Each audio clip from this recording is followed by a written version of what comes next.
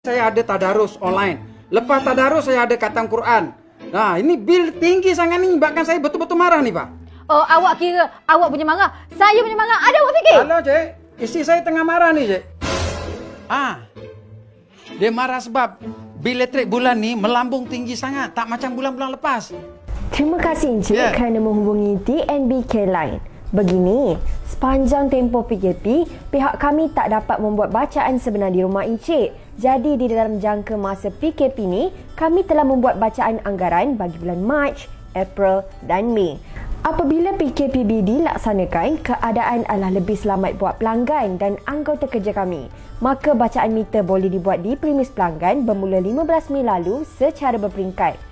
Bacaan sebenar ini akan menunjukkan penggunaan sebenar Encik sepanjang tempoh PKP, di mana ibu ayah bekerja dari rumah, anak-anak tidak ke sekolah dan sebagainya. Namun, penggunaan elektrik akan meningkat semasa kita semua berada di rumah setiap hari, setiap masa untuk mematuhi kempen Stay at Home oleh kerajaan. Bil anggaran tu macam mana kau anggarkan tu sampai melambung sangat tingginya? Ya, tak macam bulan-bulan yang lepas. Bil anggaran dikeluarkan dengan mengambil kira bil semasa Encik sebelum tempoh PKP. Maksud saya, bil semasa sebelum PKP adalah bil yang dikeluarkan pada bulan Februari di mana ianya adalah penggunaan normal kita seharian di rumah sebelum PKP. Kalau mengikut data kami pun memang terdapat purata peningkatan penggunaan elektrik oleh rata-rata pengguna sehingga 20% ke 50% lebih dari penggunaan biasa. Oleh itu, jika bil-bil anggaran yang telah terkurang charge sebelum ini, pakinya akan dimasukkan ke dalam bil bulan Jun. Contoh, bil anggaran yang TNB keluarkan adalah RM70. Tetapi bil sebenar selepas kami membuat bacaan adalah RM100 setiap bulan. Jadi baki penggunaan yang belum dibilkan adalah RM30 bagi 1 bulan dan RM90 bagi 3 bulan, iaitu Mac, April dan Mei. Jumlah ini akan ditambah dengan penggunaan bulan Jun iaitu RM100 dan ini menjadikan bil pada bulan Jun berjumlah RM190. Untuk pengiraan bil sebenar pula, pelarasan akan dibuat berdasarkan prinsip prorata bagi memastikan ianya adalah jumlah yang adil untuk Encik. Bil sebenar yang dikeluarkan pada bulan Jun adalah merupakan penggunaan sebenar Encik bagi tempoh 4 bulan. Sebagai contoh, bacaan meter sebenar yang diperoleh pada bulan Jun adalah sebanyak 1,400 kWh dan ini akan dibahagikan secara sama rata bagi tempoh 4 bulan bermula dari bulan Mac sehingga bulan Jun. Ini menjadikan jumlah penggunaan sebulan adalah sebanyak 350 kWh.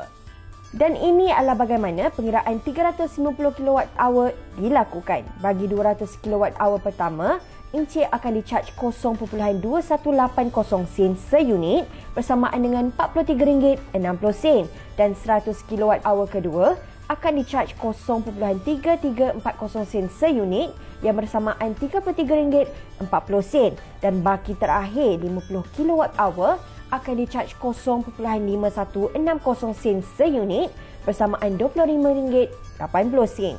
Jadi, hasil tambah keseluruhannya adalah RM102.80 setiap bulan. Jadi, jumlah charge bagi tempoh 4 bulan adalah RM411.20. Selepas ditolak bil-bil anggaran yang telah kami keluarkan pada bulan-bulan sebelumnya dan juga diskaun bersasar pakej rangsangan ekonomi, jumlah yang perlu dibayar adalah RM194.36. Tapi Encik jangan risau sebab pelanggan sememangnya hanya akan bayar apa yang mereka gunakan. Bukan itu sahaja, bagi membantu mereka yang terkesan dengan peningkatan bil sebenar dalam tempoh PKP ini, TNB telah mewujudkan bantuan ansuran pelan bayaran mudah secara automatik sehingga 31 Disember tanpa sebarang charge tambahan. Oh, ya. Tapi Cik, nak tanya sikit ni. Macam jiran sebelah rumah saya ni, dia sepanjang PKP ni tak pernah ada kat rumah. Tapi kok bilnya tu macam mana tu, Cik? Oh, jika kes yang begitu, mereka tak perlu risau. Jika jumlah anggaran bil melebihi jumlah bil sebenar, lebihan bayaran tersebut akan dipulangkan apabila pelanggan menerima bil sebenar.